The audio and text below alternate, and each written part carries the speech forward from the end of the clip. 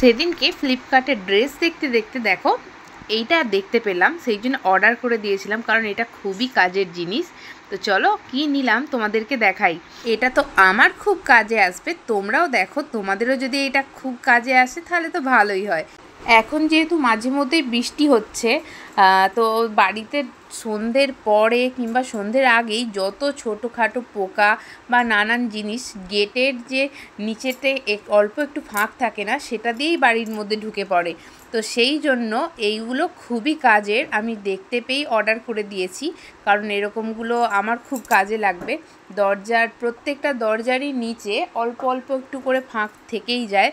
তো আমারও বাড়িতে সব কটা গেটেরই এই একই অবস্থা, নিচের দিকে অল্প একটু করে ফাঁক থাকে, যত পোকা মাকড়গুলো ওটা দিয়েই ভেতরে ঢুকে যায়।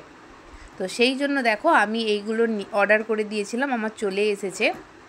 এবারে আমি দরজাতে দেখো কি সুন্দর করে এগুলোকে সেট করতে বসেছি।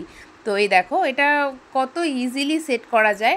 তো দেখো সেট করার পর আমার এতটা এক্সট্রা রয়ে গেছে, তো আমি এটাকে কেটে নেব, কিন্তু ফেলে দেব না, কারণ এটাও আমার ঠিক কাজে লেগে যাবে। কারণ মেন গেটটা অনেকটা বড়, সেখানে তো নিশ্চয়ই আমার এই এত ছোটোটা হবে না, তো তার সঙ্গে আমি এটা জয়েন্ট করে দিতে পারবো।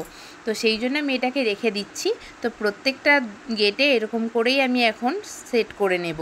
তো দেখো আমি সবকটা গেটেই কিন্তু সেট করে নিয়েছি। তো আমার তো এটা খুবই হেল্প হলো। তোমরাও দেখো, তোমাদেরও যদি এরকম কোনো প্রবলেম থাকে, এইটা দিয়ে কিন্তু প্রবলেম সলভ হয়ে যাবে।